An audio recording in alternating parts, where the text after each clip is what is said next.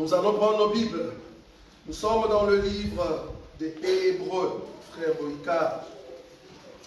Hébreux, nous continuons notre enseignement sur la marche de l'Église. La marche de l'Église.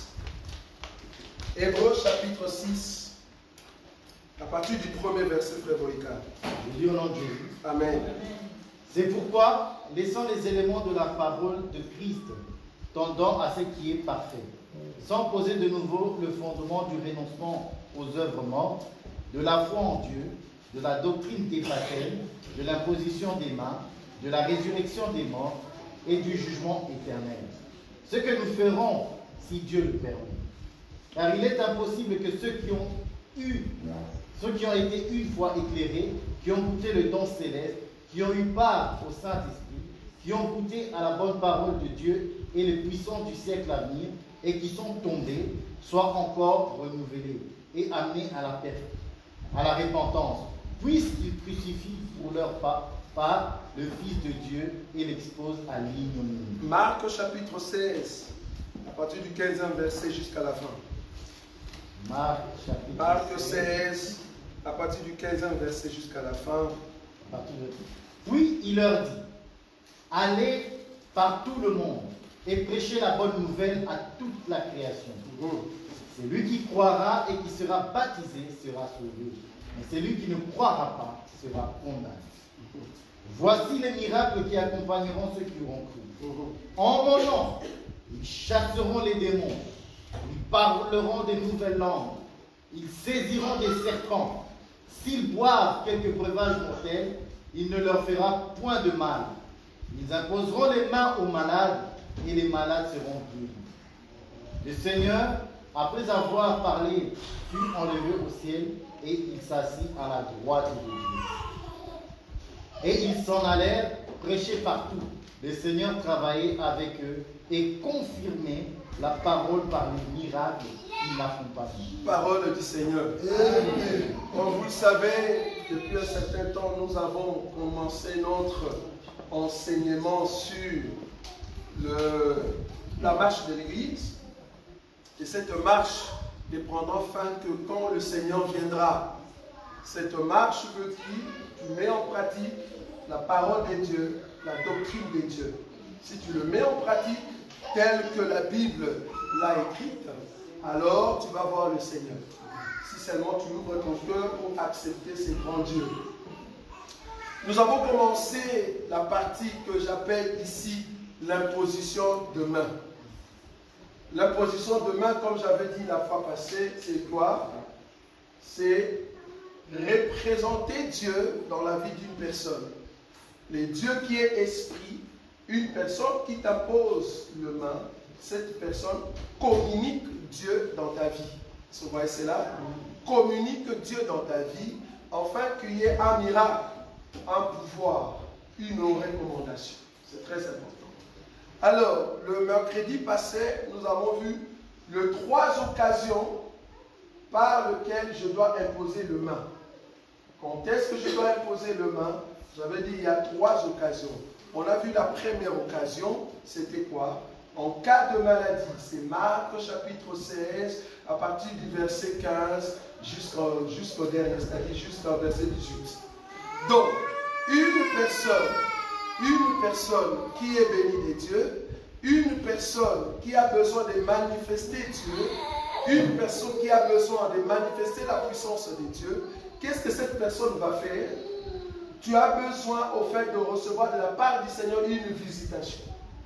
Et je dis que dans Marc chapitre 16, vouloir ou pas, cette expression s'exprime par quoi? Par l'imposition de main. C'est tout le monde qui peut le faire. Quand je dis tout le monde qui ont cru. Si tu as cru au Seigneur Jésus, tu peux imposer le main dans cette occasion-là. Quelle occasion? Dans l'occasion où une personne est malade, tu peux lui imposer le main. Pourquoi? Parce que tu as cru. Et que imposer le main pour que Dieu puisse communiquer la guérison, c'est un miracle. Parce que la Bible dit, voici le miracle qui accompagneront ceux qui auront cru. Si vous avez cru au Seigneur, alors toi aussi tu peux manifester ces miracles. Par tes mains, tu peux guérir une personne. Bon, Dieu est tellement grand, il peut aussi le faire sans pour autant qu'on puisse imposer le main. Comme il a fait avec notre soeur Sylvie. Dieu l'a fait parce qu'il veut le faire. Mais Dieu aussi peut le faire par imposition de main.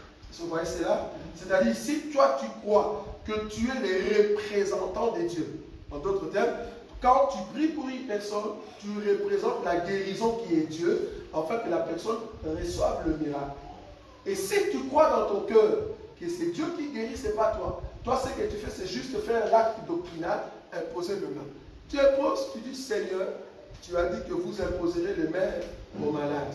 Et les malades seront guéris. Je viens imposer mes mains pour que toi qui es la guérison, Jéhovah Rapha, tu puisses guérir cette personne. Au nom de Jésus, on reçoit ta guérison. C'est tout. Ce n'est pas une prière si difficile. Le problème, c'est la foi. Et la foi, si tu as la foi, tu vas communiquer la guérison. Tu vas voir que ça se passe automatiquement. Très facile. Là, on voit que Dieu opère au milieu de son église. Et c'est comme ça que l'église était puissante. Pourquoi? Parce qu'il pouvait rencontrer une personne qui dit, attends, je vais juste poser le main. Et la personne pose le main. Il dit, Seigneur, tu nous as dit d'imposer le main. Guéris cet homme. Au nom de Jésus-Christ, tu reçois ta guérison. Et puis, la personne s'est levée. La personne est guérie. Donc, c'est Dieu qui guérit. Mais nous, on doit faire ce qu'on appelle l'acte doctrinal. Ça, c'est la première occasion que nous avons dit la fois passée. C'est-à-dire, mettre le main sur une personne qui est malade. J'avais bien souligné, une personne qui a de mauvais esprits, on ne pose pas le main. Mais on commence à ordonner à l'esprit qui est à l'intérieur de la personne de faire quoi? De sortir. Ordonne. Tu n'as pas besoin de lui imposer le main. Quand tu comprends qu'on veut prier, il suffit de toucher la personne. Il y a une grâce qui se dégage par toi. Parce que là, le fait que tu veux prier contre un esprit qui dérange une personne, tu es déjà en colère. Est-ce que vous voyez ça? Ça s'appelle la colère sainte. Ce n'est pas pour taper avec deux coups, c'est la colère sainte. Quand on dit colère sainte, c'est Hébreux chapitre 1. On a dit la fois passée, Dieu a fait de ses serviteurs quoi? Une flamme de feu. C'est-à-dire il y a le feu qui se dégage en toi et qui commence à déranger la vie de l'esprit qui est en fait dans le corps d'une personne. Et là, tu commences à ordonner à l'esprit de sortir. La Bible dit, vous chasserez les démons. Nous avons dit ça. Vous chasserez les démons. Les démons, il ne faut pas imposer le main sur la personne, mais tu ordonnes. Sors de ce corps, tu ne peux pas rester ici. Mais je veux te dire, ce n'est pas parce que tu as dit sors et puis le démon sort directement. Il peut résister. Pourquoi? Il peut te dire non, je ne sors pas. On a déjà vu ça plusieurs fois. Il dit je ne sors pas, je ne sors pas. Mais pourquoi tu ne sors pas? Mais il dit mais c'est mon corps. C'est lui-même qui est venu me chercher. Pourquoi toi tu me chasses dans ma maison? Il dit bien sa maison. Et en plus, le démon n'a pas menti quand il dit sa maison. Parce que la Bible nous dit dans Matthieu chapitre 12, le verset 43, on va lire ça. Matthieu chapitre 12, le verset 43. Nous allons lire ça. Matthieu chapitre 12, au verset 43. Oui, écoutez. Lorsque l'esprit impur est sorti d'un homme, oui, il va par des lieux arides, oui, cherchant du repos, oui, et il n'en trouve point. Oui. Alors il dit, je retournerai dans ma maison d'où je suis sorti. Je retournerai où? Dans ma maison d'où je suis sorti. Ok, continue. Et quand il arrive, il la trouve vide, balayée et ornée. Oui. Il s'en va et il prend avec lui 7 autres esprits plus méchants que lui. Et ils entrent dans la maison, s'y établissent. Et la dernière condition de cet homme est pire que la première. Il en sera de même pour cette génération méchante. Vous avez vu ça? Donc les démons, quand ils entrent dans la vie d'une personne, ils viennent s'installer. Ils se disent, ça, c'est ma maison. En d'autres termes, tout ce que la personne fait, c'est moi qui dirige. C'est le démon qui a l'autorité dans ces corps-là. Tu vas voir que la personne n'est plus conduite par elle-même. Pourquoi? Parce que c'est le démon qui prend possession et qui donne des ordres. Mais donc, quand vous chassez cet esprit, comme je dis, on n'impose pas le main sur la tête. Parce qu'imposer les deux mains veut dire, je substitue Dieu pour communiquer quelque chose. Mais par contre, toi, tu as le pouvoir. Tu ne demandes pas le pouvoir à Dieu, tu l'as déjà. Je ne sais pas si vous voyez ça. Donc, je ne remplace pas Dieu, mais le pouvoir qui est en moi, je veux que ça se manifeste. En d'autres termes, je prends l'autorité dans la vie de cette personne qui est démoniaque pour lui dire, oh, toi, esprit qui est à l'intérieur, sors. Mais je vous ai dit, ils n'ont pas la facilité de sortir du coup. Ils peuvent commencer à dire, je ne sors pas, ou soit ils commencent à se camoufler, ou soit, parce que tu l'as démasqué, ils commencent au fait à se manifester. Il y a d'autres qu'on a vus, ils commencent à se manifester sous forme d'un serpent. On a déjà vu ça avec David à une fois. Sous forme d'un serpent, parce qu'on faisait la délivrance d'une sœur, je ne connais plus son nom. Voilà. Et du coup, on a vu la manifestation qui commençait à se faire. Or, parce que la personne, les démons en question a dit que je l'avais condamné.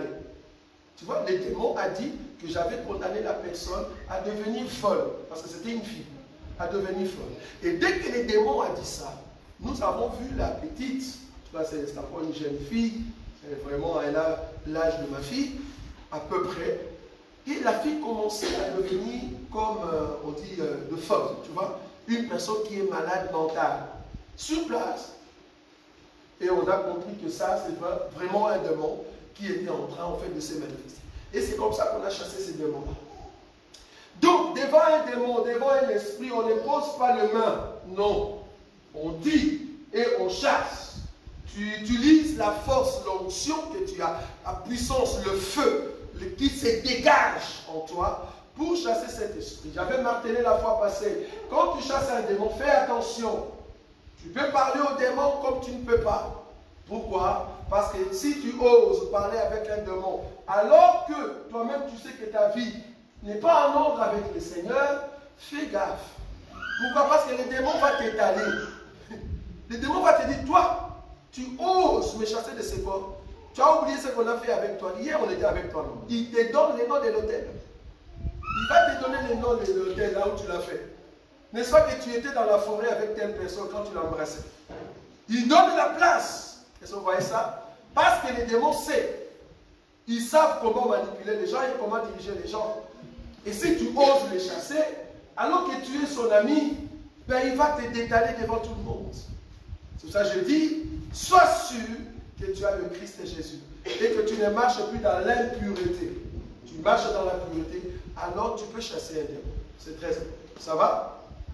Ça, c'est ce qu'on a dit la fois passée.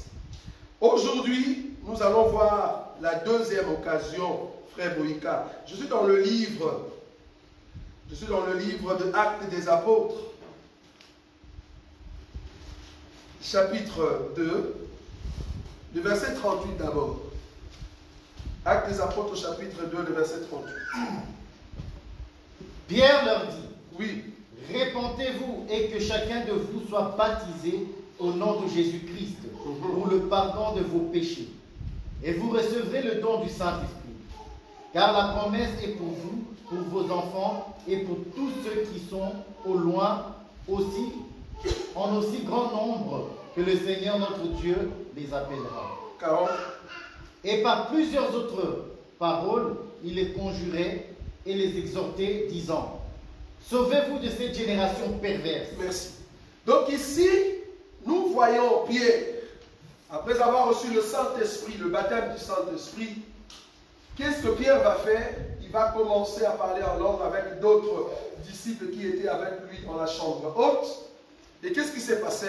Il y avait au fait un vent, un mouvement. Il y a eu un peuple qui est venu. Et Pierre commença à prêcher. Il prêchait, il prêchait. Alors ces gens-là ont dit, que devons-nous faire? Qu'est-ce que nous allons faire au Pierre? En d'autres termes, si nous voulons être sauvés, qu'est-ce que nous allons faire? Pierre dit, répentez-vous. En d'autres termes, demandez pardon par rapport à votre ancienne vie. En d'autres termes, abandonnez l'ancienne vie. Et alors, vous allez recevoir le baptême. Après le baptême, il y a le troisième élément, c'est quoi? Vous aurez maintenant la promesse, c'est-à-dire le don du Saint-Esprit. Donc, la deuxième occasion par laquelle nous pouvons recevoir l'imposition de main, il faut qu'une personne se répande. C'est-à-dire, tu te répands de tes péchés, tu abandonnes la vie ancienne et tu acceptes les baptêmes d'eau. Ça, c'est pourquoi la doctrine. Tu acceptes le baptême d'eau et après, on doit maintenant imposer le main sur toi. En d'autres termes, nous prions, nous mettons nos mains sur toi pour que la promesse, parce que le Seigneur Jésus a dit, je ne vous laisserai pas orphelins, il est avantageux que je puisse m'en aller pour que les consolateurs fassent comment? Viennent. Et quand le consolateur viendra, il vous conduira dans toute la vérité, il sera avec vous éternellement. Or, le Saint-Esprit n'est pas dans tout homme. Non. Le Saint-Esprit n'est pas dans la vie de tout homme. Non. Le Saint-Esprit est seulement dans la vie de ceux qui appartiennent à Jésus. Je n'ai pas dit sur, je parle en. Je vais faire la différence entre le Saint-Esprit sur et le Saint-Esprit en. Quand on impose le main, cela veut dire, je fais l'acte doctrinal au Jésus pour que toi, l'Esprit éternel, tu viennes entrer dans la vie de cette personne. Et là, tu ouvres la porte pour que le Saint-Esprit prenne place dans la vie de cette personne. C'est seulement dans ces cas-là que nous appelons, nous pouvons invoquer le Saint-Esprit. Est-ce que vous voyez ça? J'invoque le Saint-Esprit pour qu'il vienne habiter éternellement dans la vie d'une personne. Est-ce que vous voyez cela? Mais supposons que la personne a déjà le Saint-Esprit. Alors que nous sommes ici, nous tous, nous avons déjà le Saint-Esprit. Est-ce que nous devons encore l'invoquer? Non, parce que nous l'avons déjà. Parce qu'il doit habiter avec nous éternellement. C'est-à-dire qu'il ne va plus quitter. Donc la promesse c'est quoi? C'est Dieu qui vient habiter en toi éternellement. C'est-à-dire que le Saint-Esprit ne partira plus, c'est fini. Tu appartiens maintenant à Jésus. Donc l'acte doctrinal d'imposer le main veut dire Dieu prend possession de cet homme, de cette femme à partir d'aujourd'hui. Cette femme n'appartient plus au monde, n'appartient plus à sa famille, mais t'appartient. Vous voyez ça? C'est-à-dire c'est prendre une personne et le remettre entre les mains de Dieu. Tu deviens une postérité, ou soit une propriété, voilà. Tu deviens une propriété privée de Dieu. Là, le Saint-Esprit vient sur toi. Ok. Maintenant, la question, c'est de savoir pour cette deuxième occasion, est-ce que c'est obligatoire d'avoir les baptêmes d'eau pour que je reçoive le Saint-Esprit? Je dis doctrinalement, oui. Toute personne qui a reçu le baptême d'eau, après le baptême d'eau, tu dois recevoir normalement ce qu'on appelle imposition de main. Tu dois recevoir l'imposition de main. Mais il y a d'autres personnes que Dieu a fait grâce, que nous allons lire. Ces personnes-là, ils ont reçu le Saint-Esprit avant même de recevoir le baptême d'eau. Ça se trouve dans la Bible. Ça, c'est un cas spécifique. Seul Dieu peut faire ça. Ce n'est pas donné à tout le monde. Seul Dieu peut t'accorder cette grâce. C'est quoi la grâce? Tu as déjà reçu le Saint-Esprit. Toi-même, tu sais que tu as le Saint-Esprit. Tu as le Saint-Esprit et alors, tu peux maintenant commencer à manifester le fruit du Saint-Esprit. Si tu n'as pas encore reçu le baptême, tu dois recevoir le baptême. Vous voyez? Mais la doctrine demande assez que toute personne qui a reçu le baptême d'eau doit directement recevoir l'imposition de main pour que la porte s'ouvre dans sa vie et que Dieu vienne habiter éternellement.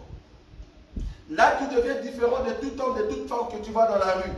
Ces femmes-là ou ces hommes-là, ils peuvent dire, Seigneur, sauve-moi. Et Dieu le sauve. Mais est-ce que cette personne va aller au ciel? Non. Parce que Dieu, il peut pleuvoir sur n'importe qui. Ça, c'est la pluie que Dieu peut donner à n'importe qui. C'est lui qui a créé le saint ou les élus, et c'est lui aussi qui a créé les païens. Donc, il peut faire sa grâce à qui il veut. Quand je dis grâce ici, assister une personne dans un danger. Mais est-ce que toute personne que Dieu a assistée dans un danger va aller au ciel? Non. Pourquoi? Parce que d'autres personnes n'ont pas Dieu dans leur cœur, n'ont pas l'Esprit de Dieu dans leur vie. Donc il faut recevoir l'Esprit de Dieu par le signe de l'imposition de main.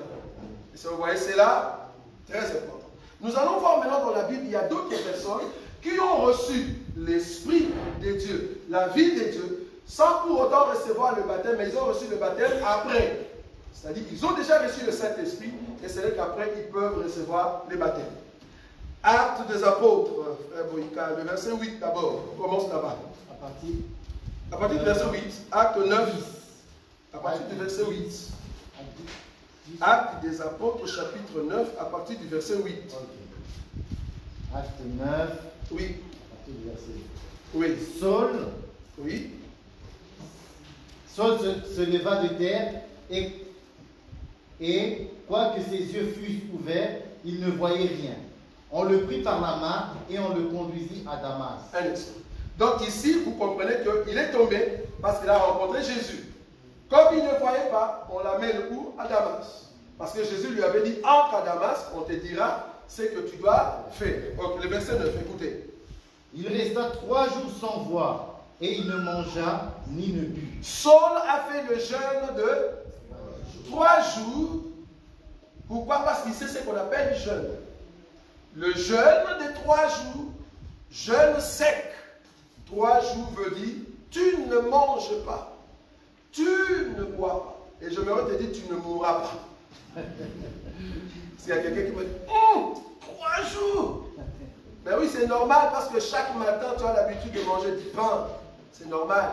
Essaye. Mais bon, comme c'est une discipline, Dieu nous a dit de faire autrement. Vous allez le comprendre la semaine prochaine. Parce qu'à partir de la semaine prochaine, c'est seulement des guerriers qui vont essayer de continuer avec nous. Parce que ça sera trop fort. Bon, je te comprends. Mais si tu penses que tu ne sauras pas faire avec nous ce que nous allons commencer à faire à partir de la semaine prochaine, ce n'est pas grave. Tu peux continuer avec nous dans la prière. Ça va? Petit à petit, tu vas avoir ce qu'on appelle la formation des commandements. Ça va arriver. Ok? Dans la semaine prochaine, nous allons entrer dans une autre phase. Cette phase va constituer à ce que nous allons commencer le jeûne. Quand je dis jeûne ici, la prière, ça ne sera pas seulement le matin. La prière va multiplier. Donc on prie beaucoup et on jeûne. Ça va? Et est-ce que ça sera de 1 jour? Est-ce que nous allons entrer 3 jours? Il se pourrait qu'on va aller jusqu'à 7 jours. Il y a quelqu'un qui a dit que Dieu nous vienne en aide. 7 jours. Est-ce que nous allons faire ça? Ça, c'est Dieu qui sait. Parce que je me vous dis, tout ce qu'on fait comme programme, je n'ai pas de recommandations en avance. Vous pouvez demander à mon frère qui est là. Ce sont des recommandations qui tombent, bam, je donne les communiqués. C'est ça qu'on appelle le ministère. Donc je ne sais pas encore comment est-ce que la semaine sera. Mais je sais qu'une recommandation doit nous venir de la part du Seigneur et nous le saurons. Si ça ne vient pas aujourd'hui, alors demain matin, pour ceux qui seront en prière, vous le saurez. Donc ici, Saul, lui-même quand il a quitté Jérusalem, il ne savait pas qu'il va jeûner 3 jours. Il ne savait pas. Mais parce qu'il a rencontré le Seigneur, il entre en jeûne. Qui t'a dit d'entrer en jeûne? Hein, Paul? Qui t'a dit d'entrer en jeûne? Parce que tu as rencontré Jésus. Maintenant, tu peux jeûner 3 jours, Paul. C'est parce que tu as rencontré le Seigneur. Ah, donc dans la présence de Dieu, même la faim disparaît. Je ne parle pas ici de 21 jours. Autrement, je ne saurais pas vous donner 21 jours. Celui qui veut faire 21 jours, enlève mon nom, ne dis pas c'est le frère Roger qui nous a dit de faire ça. Parce que je ne veux pas de problème. J'ai vu des gens faire le 21 jours et qui sont morts. Si Dieu ne nous a pas dit de faire les 21 jours, on ne le fera pas. Je parle ici des 21 jours à sec. Je ne sais pas s'il y en a. En tout cas, moi, je n'ai jamais vu ça. En tout cas, s'il y en a, que Dieu bénisse cette personne-là. Mais ils ne sont pas nombreux.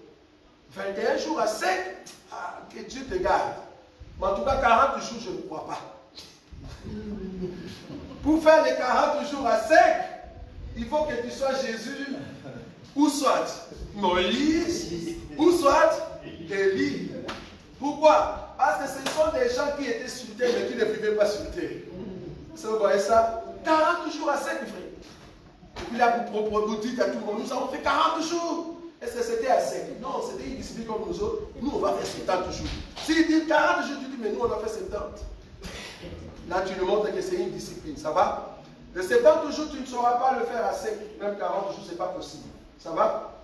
Dans la Bible, Les seules personnes qui ont fait les 40 jours, c'est Jésus, Élie et Moïse. Les autres, il n'y a personne qui a fait au-delà des 40 ou soit au-delà des 21. Même Daniel n'a pas fait 21 jours, c'est faux. Le seul jeûne que j'ai vu qui est trop, que le peuple peut faire, c'était de 7 jours. Ça se trouve dans la Bible. Le jeûne de 7 jours, ça le peuple l'a fait dans la Bible. Le jeûne de 3 jours, même Paul l'a fait. Le jeûne d'un jour, ça tout le monde peut le faire. Ça va? Donc, il y a le jeûne d'un jour, 3 et 7. Ça, nous sommes d'accord. Nous pouvons le faire si Dieu nous le dit de le faire. Mais nous allons voir les recommandations. Donc, ici, Paul a fait le jeûne de 3 jours. Merci, mon frère Boka. Donc, 3 jours. Nous continuons. Tu pouvais t'asseoir, hein, tu n'es pas obligé de te lever. Oui, vas-y. Ok. Dis-moi. Verset 10. Oui. Or, il y avait à Damas un disciple nommé Ananias. Oui. Le Seigneur lui dit dans une vision, Oui. Ananias. Il répondit, me voici, Seigneur. Oui. Et le Seigneur lui dit, lève-toi, va dans la rue qu'on appelle la droite, oui. et cherche dans la maison de Judas oui. un nommé Saul de Tarse. 12. Car il prie. Et il a vu en vision. Il a vu en vision un homme du nom d'Ananias. Oui. Qui entrait oui. et qui lui imposait les mains. Oui. Afin qu'il recouvrât la vue. Attends. Waouh. Je ne sais pas si vous avez vu cette écriture. Paul, persécuteur. Paul, un homme méchant.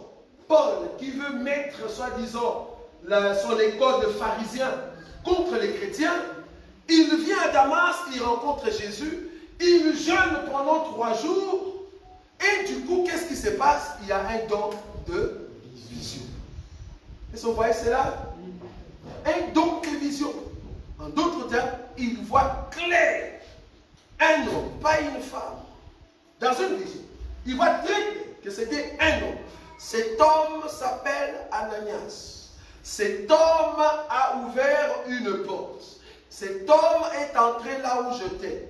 Cet homme m'a touché la tête. Le but de toucher ma tête, c'était pour que je puisse voir. Waouh! Si on fait ça, ils se disent, hey, ils ont la magie. Ils ont la magie. Dans notre évangile, nous croyons que Dieu peut t'utiliser. Tu vois une personne. Tu dis, Dieu me montre derrière toi, je vois une maman. Cette maman n'est pas ta maman. Mais je vois que c'est une tante. En réalité, ce n'est pas ta tante, mais c'est la tante d'une amie. Le jour tel, le 13 juillet 2014. Je vois cette maman, vous êtes telle place, telle place, telle place. Elle t'a donné ça. Tu as mangé depuis ce jour-là. Regarde ce que tu vois dans ton songe. Tu vois ça et ça et ça. Dieu me dit de te dire, cette maman au fait est. Papa, quand on commence à faire ça, beaucoup d'églises vont dire, voilà, on vous avait dit, ces gens-là, tu vois, ils sont dans le... Mais ici, Paul, un persécuteur, après 3 jours seulement de rencontre avec Dieu, la vision claire, avec les noms, avec le nom. Si toi, on te donne ça, pourquoi tu dis que c'est la magie? Je suis d'accord que d'autres personnes peuvent l'utiliser pour leur fin, je ne sais pas comment. Mais si toi, tu le fais avec l'Esprit de Dieu, Amen. Ne souffre pas. Dis, si vous ne croyez pas à ce miracle, bah, le croyez au message. Vous allez voir que s'ils vont croire au message, le Saint-Esprit va l'utiliser de la même manière. C'est là qu'ils vont fermer leur bouche. On va leur te demander, frère, mais là, toi, tu le fais aussi. Voilà. Comment tu le fais? Tu es magicien. Ah non, c'est là, là, tu vois. Parce que nous croyons en ces choses. Paul, après 3 jours seulement, il dit, j'entre en jeûne. Il ne mange pas, il ne boit pas. La vision, bon, il n'a pas encore reçu le Saint-Esprit, frère. C'est juste le fait d'avoir un cœur. On dit, je me consacre pendant 3 jours en jeûne, je peux avoir un don. Pourquoi je dis cela? Il y a d'autres églises qui peuvent jeûner. Mais le fait qu'ils se sont en fait entrés dans le jeûne pour chercher Dieu, Dieu peut leur ouvrir les yeux. Mais est-ce qu'ils ont le Saint-Esprit? Non. Je ne sais pas si vous voyez ça. Le Saint-Esprit sûr n'est pas le Saint-Esprit hors. Ce que Paul voit ici, c'est le Saint-Esprit sûr. Le Saint-Esprit sûr, Dieu peut le donner à n'importe qui. Il suffit seulement que tu crois que Dieu peut guérir. Et puis tu touches, la guérison vient. mais cela ne veut pas dire que tu vas entrer au ciel. Non. Est-ce que vous voyez, c'est là?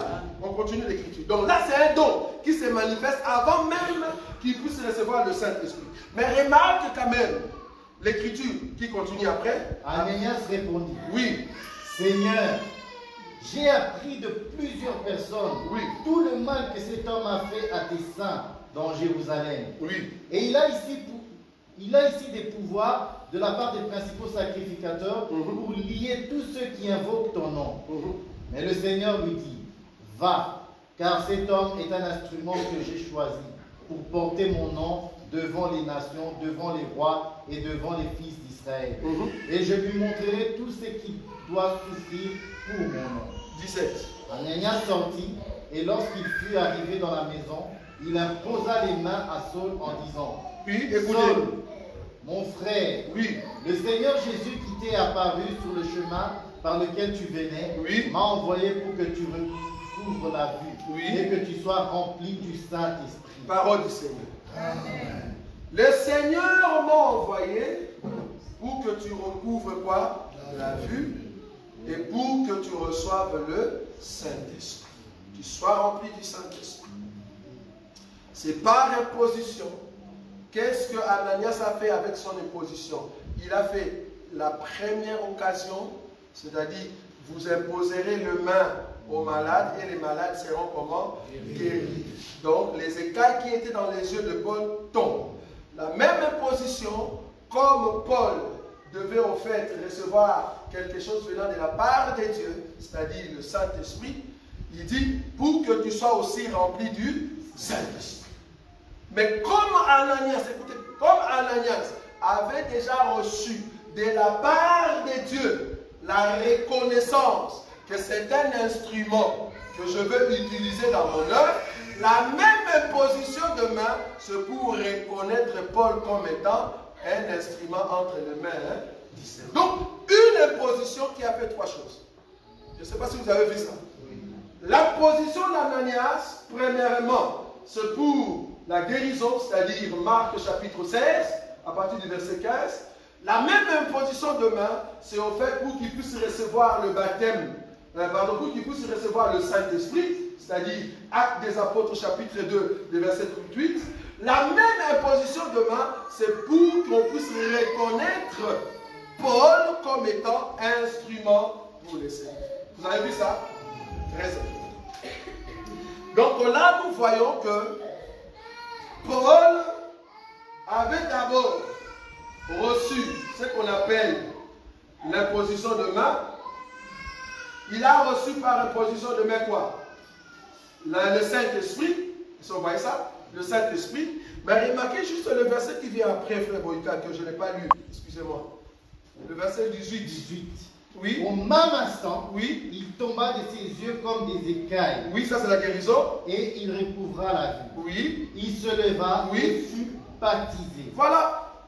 Il se leva et fut baptisé. Alors que l'imposition de main, c'était pour qu'il reçoive quoi? Le Saint-Esprit. Donc, pour recevoir le Saint-Esprit, c'est lié avec les baptêmes. Ou quand tu reçois le baptême, c'est lié avec l'imposition de main. Est-ce que vous voyez ça? Donc, tu ne peux pas avoir le Saint-Esprit sans avoir le baptême d'eau.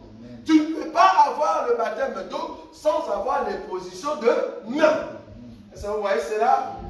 Ici, Paul a reçu d'abord la plénitude du Saint-Esprit par imposition de main. C'est-à-dire qu'il a reçu l'imposition de main avant le baptême. Mais après l'imposition de main, qu'est-ce qu'on fait?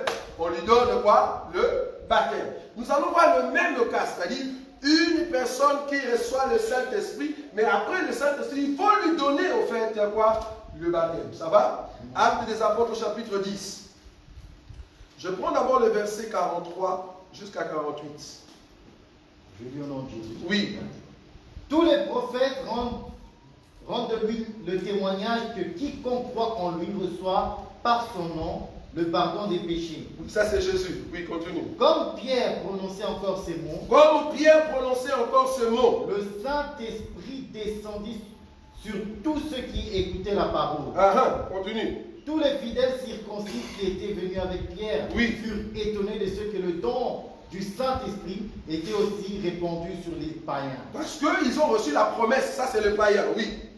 car il les entendait parler en langue et glorifier Dieu. Oui, 47. Alors Pierre dit, Oui. peut-on refuser l'eau du baptême Peut-on refuser l'eau du baptême à ceux qui ont reçu le Saint-Esprit, à ceux qui ont reçu le Saint-Esprit comment? aussi bien qu'à nous? Aussi bien qu'en nous. C'est-à-dire, nous avons le Saint-Esprit comme eux. Est-ce qu'il faut le refuser pour qu'ils reçoivent le baptême? Parce que nous aussi, nous avons reçu le baptême et nous avons reçu le Saint-Esprit.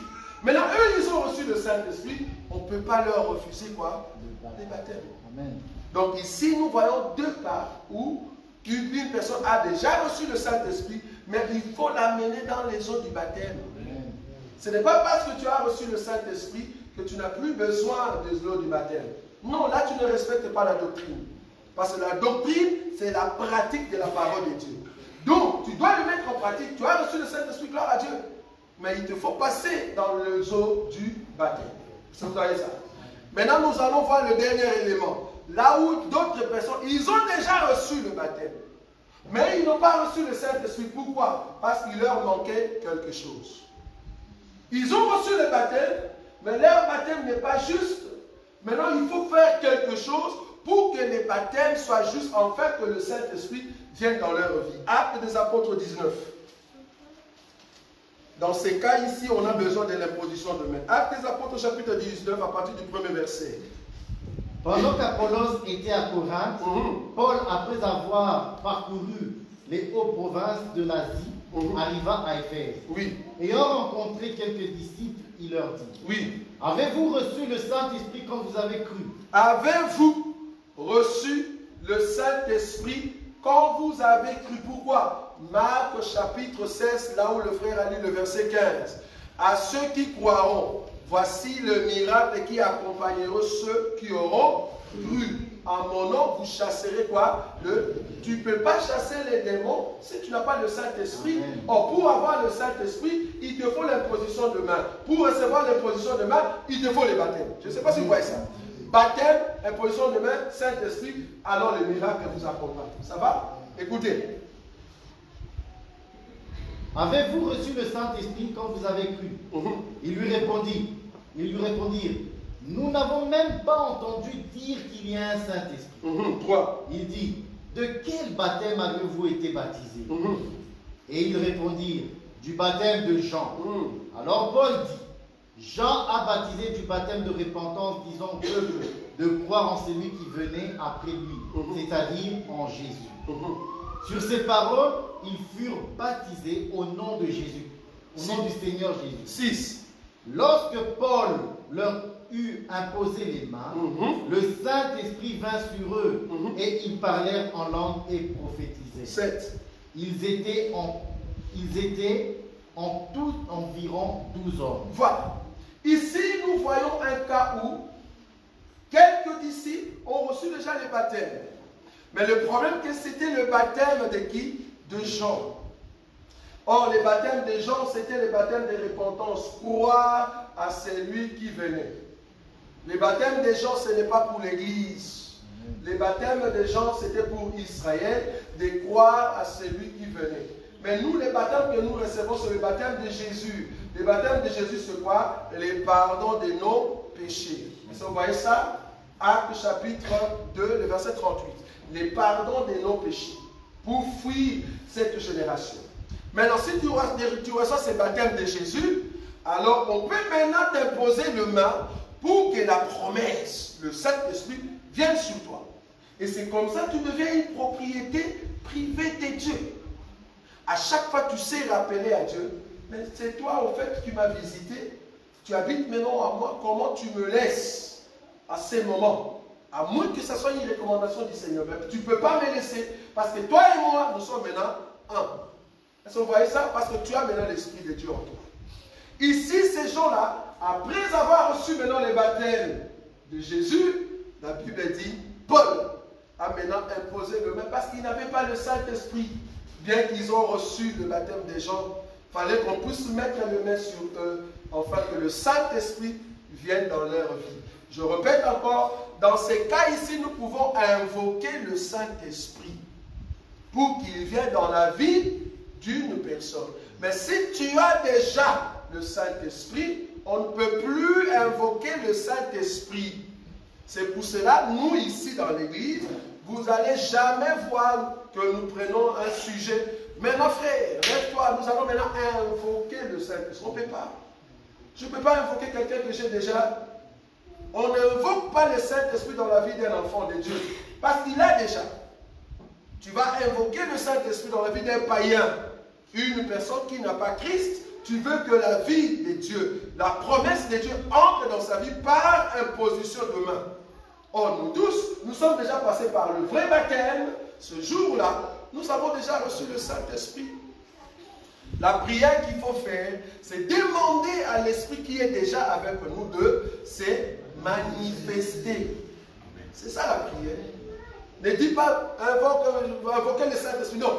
Dis au Saint-Esprit qui est ton ami, qui est avec toi. Il doit habiter avec toi tous les jours jusqu'à la fin du temps, éternellement. Tu lui dis, manifeste-toi. Nous avons besoin de ta présence.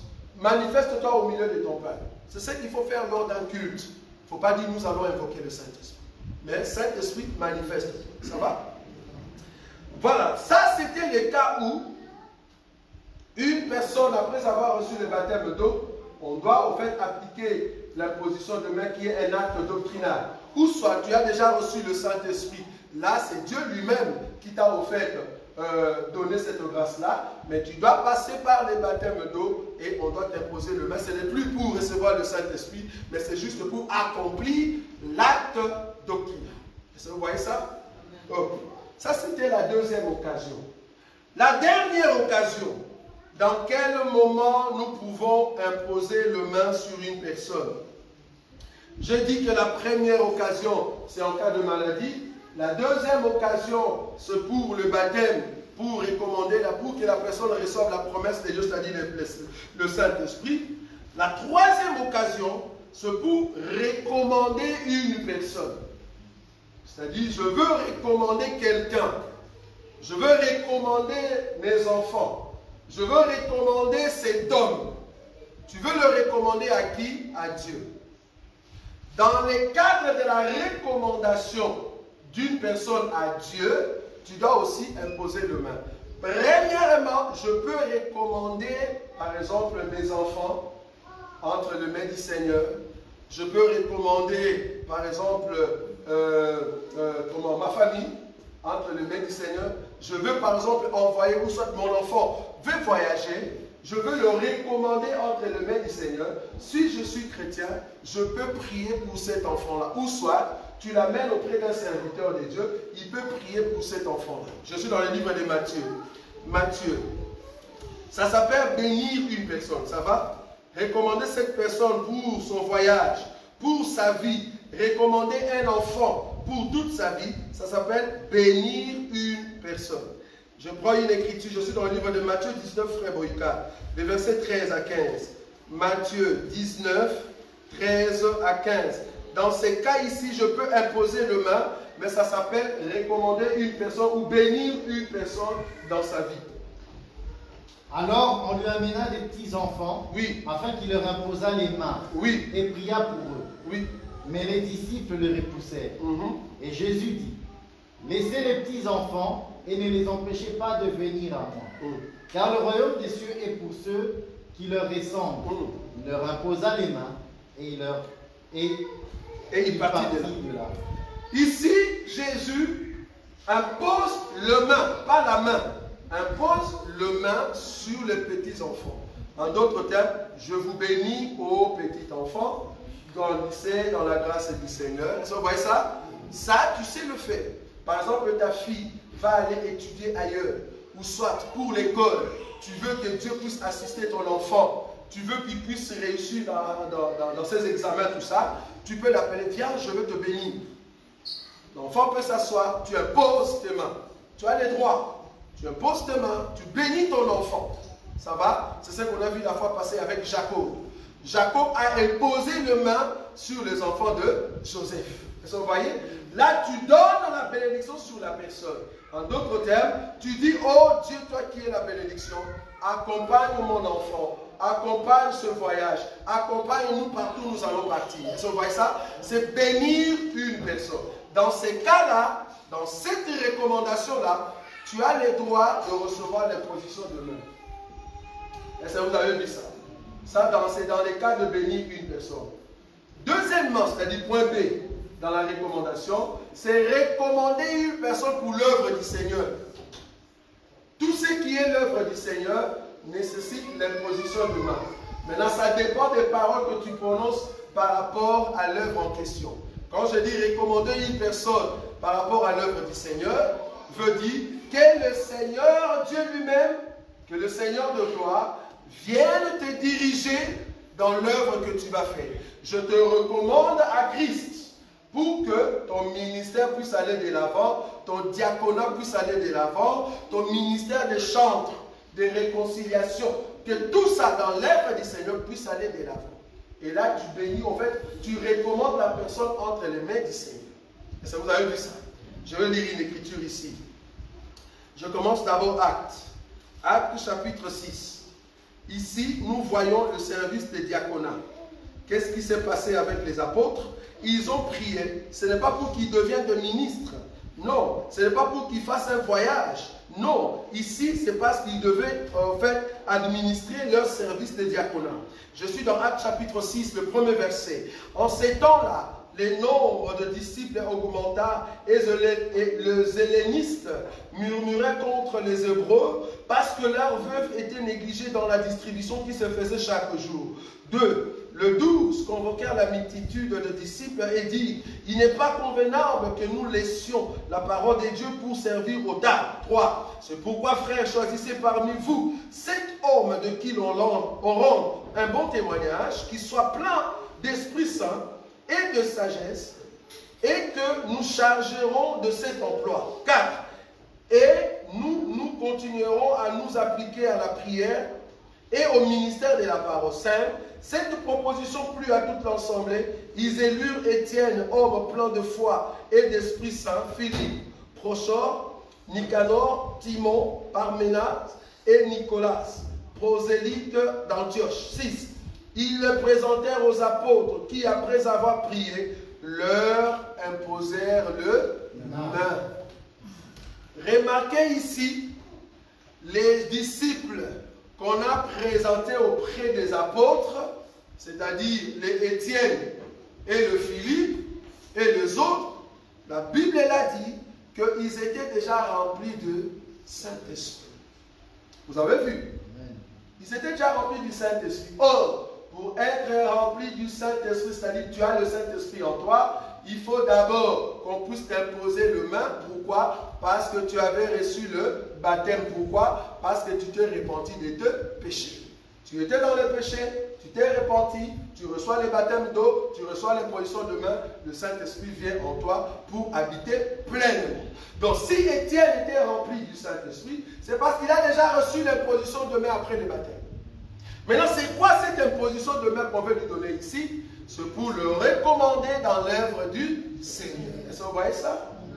On veut le recommander maintenant dans l'œuvre du Seigneur, dans les diaconats. Ce n'est pas pour qu'il devienne ministre, non. C'est juste, je veux te recommander dans l'œuvre du Seigneur pour que tu puisses le faire bien. L'œuvre en question dans le Seigneur. Et c'est comme ça qu'on a prié pour eux. Et la Bible dit, ils ont reçu le pouvoir maintenant de bien administrer leur œuvre en question. Est-ce qu'on est d'accord? Par rapport à Actes chapitre 9, là aussi nous voyons ce que je dis tout à l'heure, Ananias qui a prié pour Paul. Pour Paul, pourquoi? Parce que Paul, la Bible dit, aussitôt il commença à prêcher. Si tu descends en bas, dans le verset de chapitre 9. Aussitôt il commença à prêcher. Pourquoi il prêche? Mais c'est parce que c'est Jésus qui a dit à Ananias, c'est un instrument que je vais utiliser. Donc c'est un ministre. Ah, donc un ministre, on doit le recommander à Dieu. C'est-à-dire, le fait que Dieu m'a révélé que toi tu es un ministre, alors que moi-même peut-être je n'avais pas en tout cas le temps de te reconnaître comme ministre, mais c'est le Dieu qui m'a imposé cela. Moi, Ananias, je ne voulais pas, parce que je sais que tu es un tueur. Tu es venu ici pour tuer les chrétiens qui sont à Damas, mais c'est Jésus qui m'a dit de te reconnaître comme étant ministre. C'est pour cela que je viens imposer le main. Je fais la différence avec la main d'association. La reconnaissance ministérielle, Dieu me dit, Dieu m'impose que va mettre le main sur telle personne. Parce qu'il y a quelque chose que je dois faire avec la personne. Je l'avais déjà expliqué la fois passée. Et là, parce que c'est Dieu qui me dit, je viens t'imposer le main et te recommander à Dieu. Vous voyez ça? Acte 13, à partir du premier verset, remarquez. Donc ici, c'est la reconnaissance ministérielle. Il y avait dans l'église d'Antioche des prophètes et des docteurs. Barnabas, Siméon, appelé Niger, Lucius de Cyrène, Manaën, qui avait été élevé avec Hérode le tétrarque et Saul. Pendant qu'ils servaient le Seigneur dans leur ministère et qu'ils jeûnaient, le Saint-Esprit dit, mettez-moi à part Barnabas et Saul pour l'œuvre à laquelle je les ai appelés. Mettez-moi à part Barnabas et Saul pour l'œuvre à laquelle que je les ai appelés. Les ministres qui étaient à Antioche, ils croyaient que, enfin, ils savaient que Paul et Barnabas sont des ministres. Parce que la Bible dit, pendant qu'ils servaient Dieu dans leur quoi? Ministère. Donc ils étaient déjà dans leur ministère. Or, le ministère de Paul n'a pas commencé à Antioche. Le ministère de Paul a commencé où? À Damas. Est-ce qu'on est d'accord ou pas? Donc Paul n'a pas commencé comme ministre à Antioche. Il a commencé comme ministre à Damas. Pourquoi? Parce qu'Ananias avait déjà reçu la recommandation de mettre les mains sur Paul comme étant ministre pour recevoir le Saint-Esprit, parce que c'est un instrument que Dieu va utiliser. Ok. Et maintenant ici, nous voyons encore d'autres ministres que Dieu a révélés pour dire, mettez-moi à part Paul et Barnabas pour l'œuvre. Ah, ok. Donc, quand le Saint-Esprit te met à part pour l'œuvre, qu'est-ce qu'il faut faire? Pourquoi nous devons te recommander à Dieu? Pour te recommander, qu'est-ce que nous devons faire? Nous allons lire. On continue verset 3. Oui, verset 3. Alors, après avoir jeûné et prié, ils leur imposèrent les mains et les laissèrent partir. 4. Barnabas et Saul, envoyés par le Saint-Esprit, descendirent à celui-ci et de là, ils s'embarquèrent pour l'île de Chypre. Vous avez vu ça. Donc ici, tu peux te soigner. Donc ici, qu'est-ce qu'on voit? Les ministres qui étaient à Antioche, bien que Paul avait déjà reçu la recommandation d'être un instrument de Dieu, il a déjà reçu l'imposition de main de qui? Ananias. Mais ici, on les pose encore de main. Ce n'est pas pour qu'ils reçoivent le Saint-Esprit. Ce n'est pas pour qu'ils deviennent ministres. Non. Parce qu'il est déjà. Ce n'est pas parce qu'il doit recevoir le baptême. Non. Parce que c'est Ananias, en fait, là-bas qui a donné le baptême.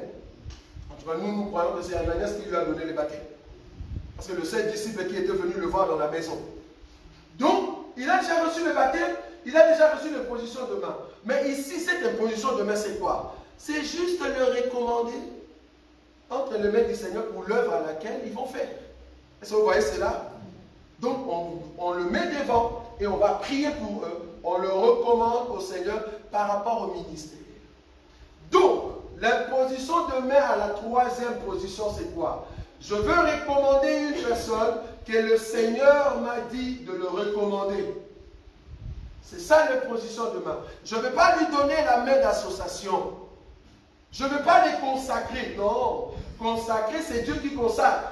Et la consécration, ce n'est pas en fait Ananias qui va le faire. C'est Dieu qui a consacré Paul parce qu'il connaissait Paul avant même qu'il soit dans les ventres de sa maman.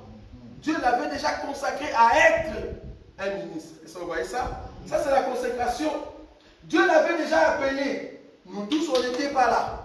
Quand Jésus a appelé Paul, les Pierre n'étaient pas là, ni Barnabas, ni Ananias. Est-ce que vous voyez ça? C'est Jésus qui a rencontré Paul. Seul à seul, ils ont parlé. Nous, on n'était pas là. Mais nous, étant ministres, si je dois imposer le main, il faut que Dieu me dise, vas-y, va imposer le main. Je peux imposer le main sur une personne qui est bonne. Je peux aussi imposer le main sur une personne qui n'est pas bonne. Ça dépend du ministère que Dieu a mis dans cette personne. Ça peut être le ministère de problèmes, comme ça peut être le ministère de réconciliation. Est-ce que vous voyez cela? Tout ça, ce sont des ministères. Mais cependant, ici, nous voyons que c'est la recommandation à Dieu. je te recommande entre les mains de Dieu pour que tu puisses bien faire l'œuvre à laquelle tu as été appelé. Jésus a dit à Judas, ce que tu as à faire, fais-le promptement. En d'autres termes, ton ministère, c'est maintenant que tu dois le faire. Allez, vas-y, reçois l'onction. Allez, vas-y. Quelle onction, Judas? Va le faire promptement. Parce que c'était l'onction que Jésus lui a donnée pour qu'il le pousse à aller vendre Jésus comme il le faut. Parce que c'était déjà un enfant que Dieu avait déjà consacré à être un fils de la perdition.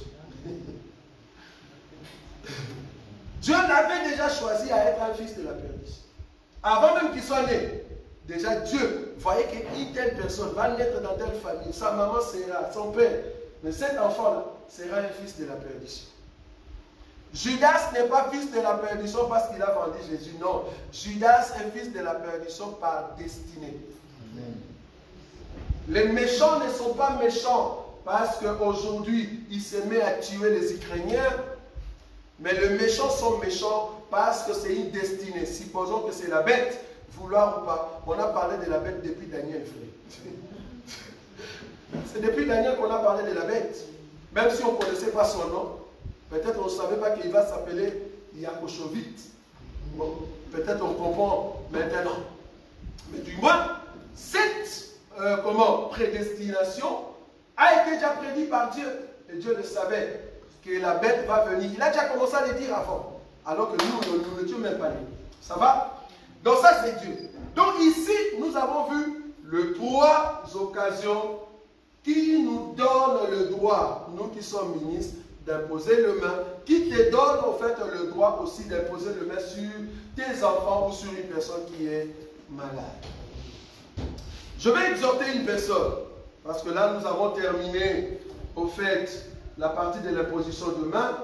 Prochainement, nous allons voir, comme notre bien-aimé Boïka l'a lu dans Hébreux chapitre 6, comme nous avons terminé l'imposition de main, qu'est-ce que nous allons voir prochainement? Ça sera alors la résurrection. C'est ça, la résurrection des morts? La résurrection des morts. Voilà, la résurrection des morts. Ça va?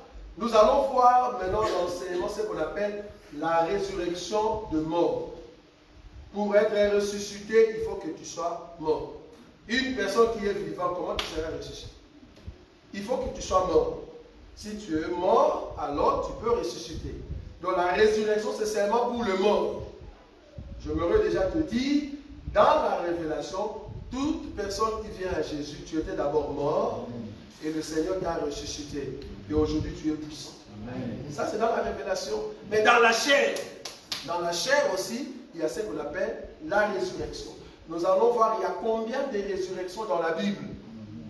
Je m'aurais en tout cas t'aider. Si un jour tu vas passer dans la résurrection, si moi je dois passer par la résurrection, juste te donner un goût, il faut passer dans la résurrection, non pas la première, mais seulement résurrection. Parce que nous avons résurrection, première résurrection et deuxième résurrection. Donc nous avons résurrection 0, résurrection 1 ou 1 et résurrection 2. En tout cas, moi je veux passer, si Dieu le veut, résurrection 0. S'il le veut, en tout cas, je vais monter comme ça.